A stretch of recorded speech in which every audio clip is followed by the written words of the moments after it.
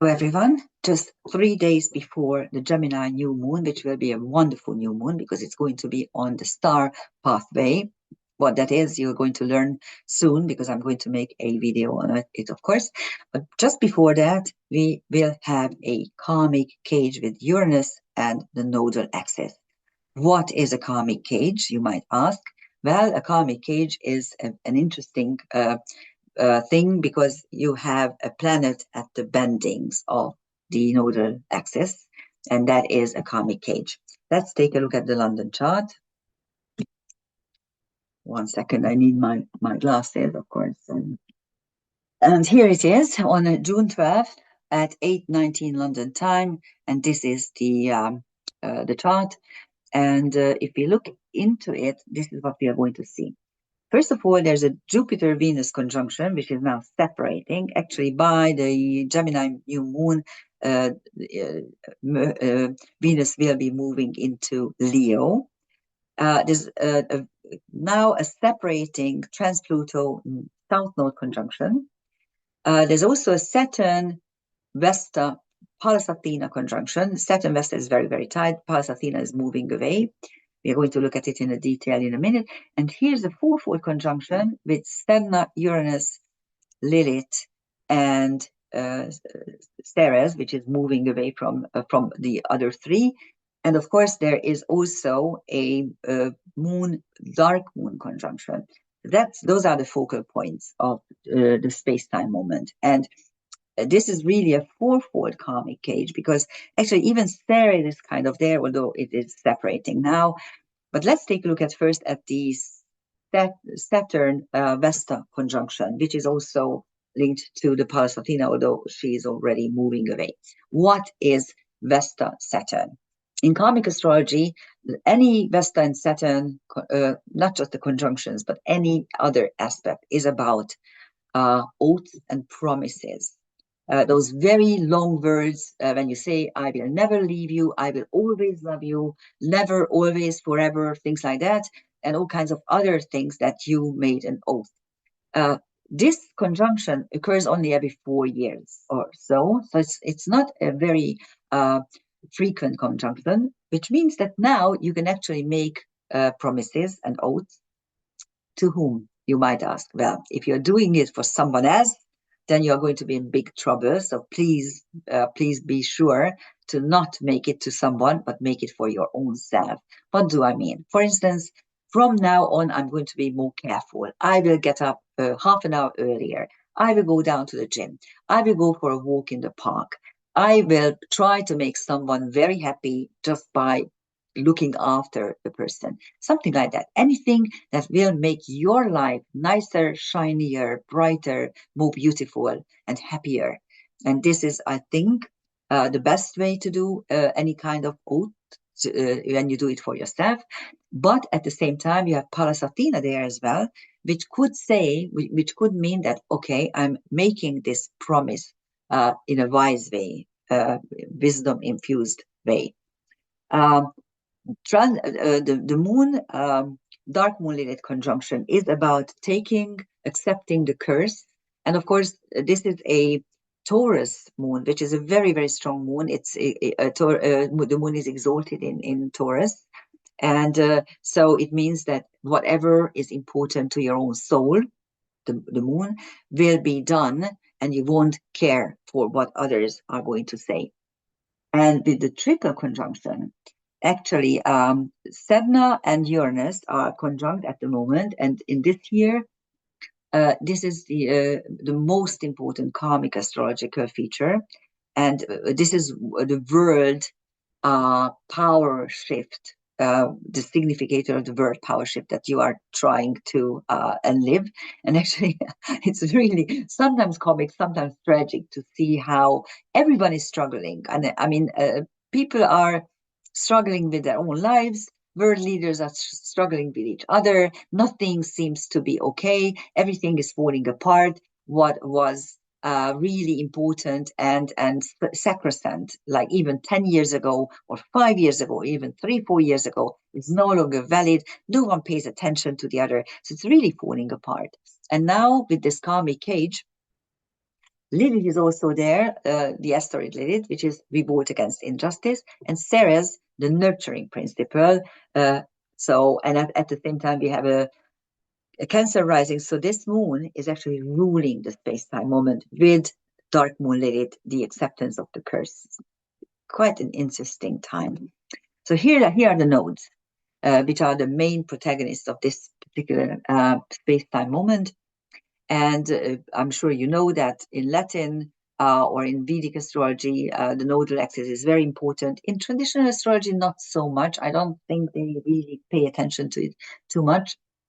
When I started learning astrology about 35 years ago, almost 40 years ago, my teacher told me that this is something that you shouldn't be dealing with. And actually, if you do, please look at the south node, because this is something that you need to get rid of at all costs, and you need to concentrate on the north node.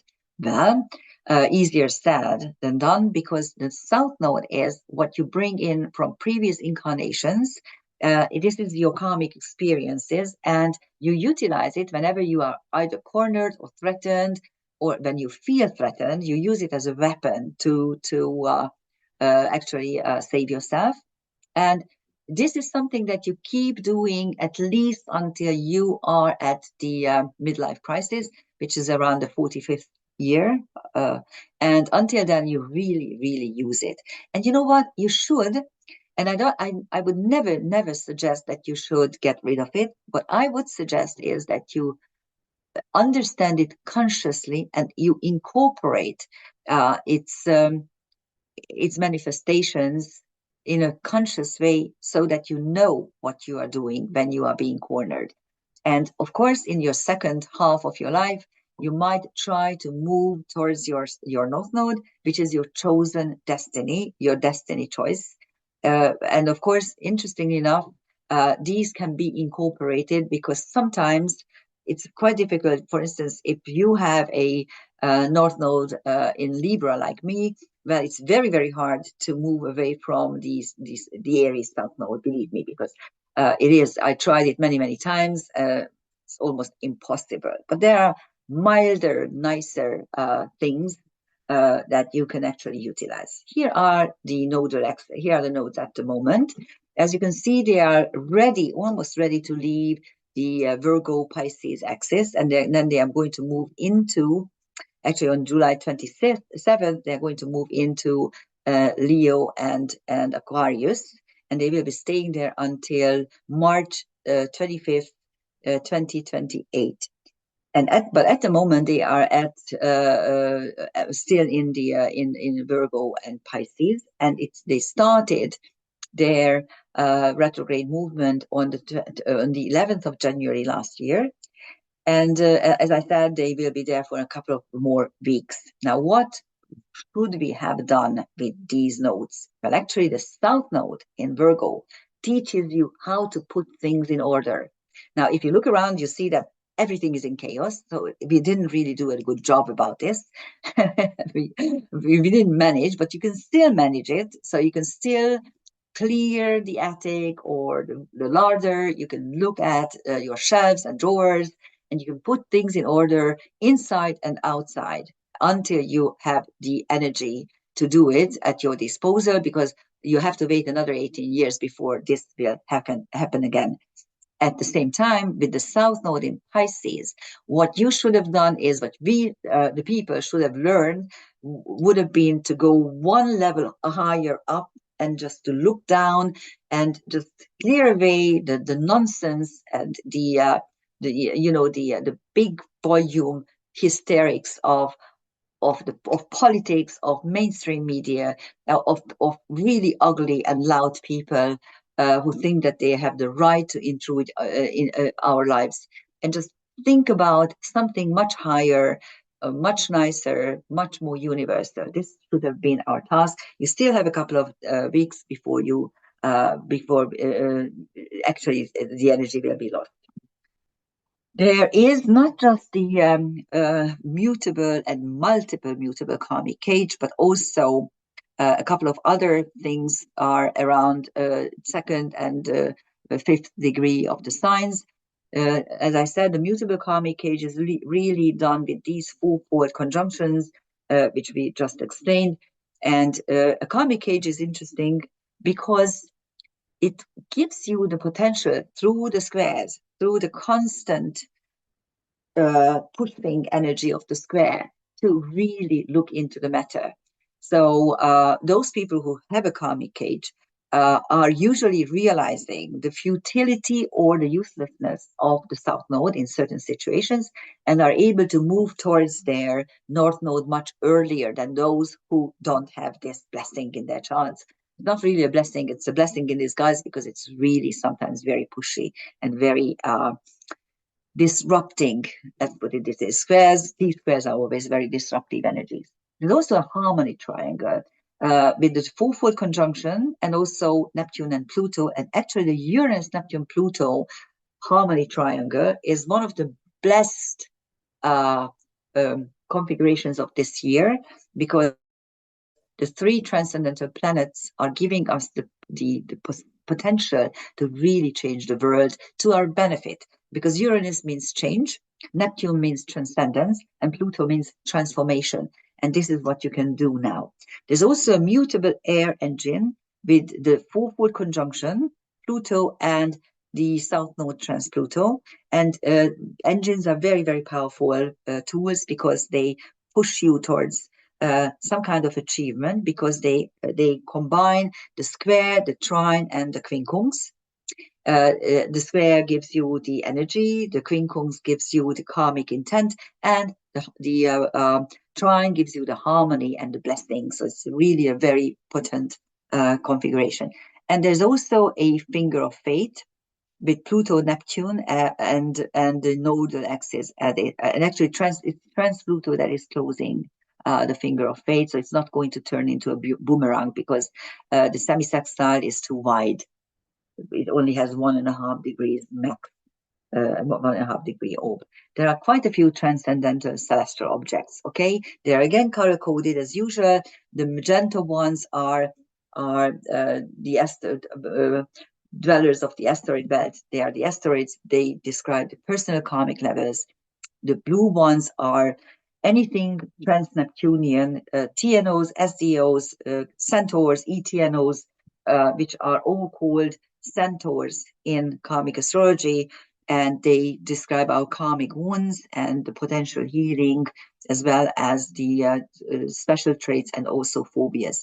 And red ones are fixed stars, which are not part of the solar system. They are part of the universe, and they are higher dimensional worlds where we can either heal or be prepared for a difficult incarnation here on the earth plane. So these are the transcendental celestial objects, which all have a 1 degree orb. So that is why Ceres is separated from the other three in the fourfold conjunction. The Uranus Sedna Lilith has Freya, the love and war goddess of Norse mythology, Urania, which is the muse for astronomy in Greek culture, Tristan, the knight, one of the knights in shining armor, Giza, which is the pyramid energy, Egyptian magic, and Prometheus, whose name means the one who knows before. And this gives us the potential to really look ahead of us, ahead of our time, and try to assess what is going to happen. And then Mirfak, which is Alpha Perseus, which is the solar plexus of the celestial hero or the mythological hero. It depends on whether you look up or you read about him. On Ceres, you have Zeus, of course, the chief god, and Mors Somnus, which is an interesting TNO. It's a binary object, so its moon is almost as big as the main object. That is why it is given this double name. And Mors Somnus means death or dreams. And actually, it was very, very prominent during the pandemic, the COVID idiocy.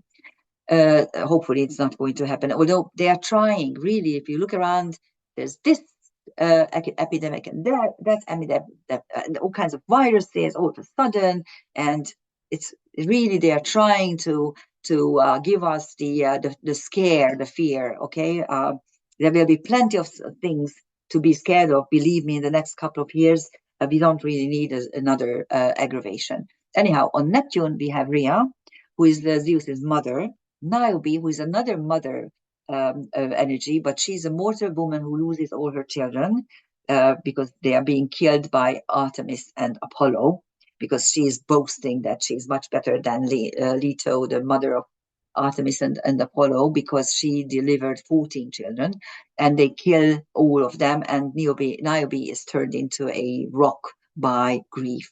So it's huge grief is linked to this, and it's Neptune energy at the moment. And Socrates, who was, of course, a philosopher, and Borasisi, who is a tyrant centaur.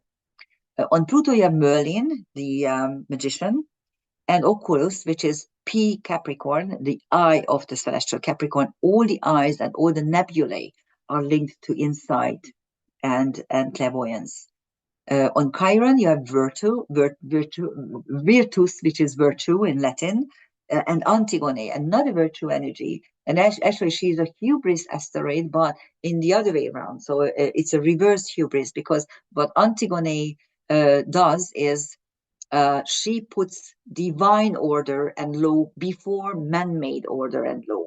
And that is why she pays with her life. So Antigone teaches us that there are divine laws which should not be trespassed. And virtue, of course, is a vehicle for that, or a tool for that. And then on Chiron, you have also Arisha, which is the knot in the constellation Pisces. We are going to look at it in a minute. And on the north node, you have Hecate, the dark moon goddess. And on the south node, trans-Pluto, we have Hera, Zeus's wife. So you have Zeus's mother and wife at the same time, and Academia, which is academic knowledge, which is usually bull, unfortunately, because it's very funny how academic science is no longer academic and it's full of bull, simply because people who have a lot of money, unlimited money, and institutions, they sponsor the scientists to produce something for their agenda. It's really sad, and this is what's happening all across the board in any of the sciences. So here are the three constellations that are now prominent. Here's Perseus's solar plexus, which is the seat of power for the hero. Here's the eye of the celestial goat, Oculus, insight, clear insight. And here's the knot, Arisha. And actually, this is where the two fish are linked. And if you take a look at what's happening in the sky, one fish is ready to swim back into the ecliptic, and the other fish wants to go higher up. So this is the dilemma of the incarnating soul, whether I should go back to human form and come back in another incarnation, or shall I leave the earth plane and the wheel of the ecliptic and move up, higher up on higher spheres. So that is our karmic cage. This time I'm going to look at the new moon, which is a very special new moon, because the sun-moon conjunction is on the so-called path starway. Actually, it's a very unique position. You will see. Sometimes I in the past I already showed it a couple of times, but if you are new here, you will be acquainted with it for the first time.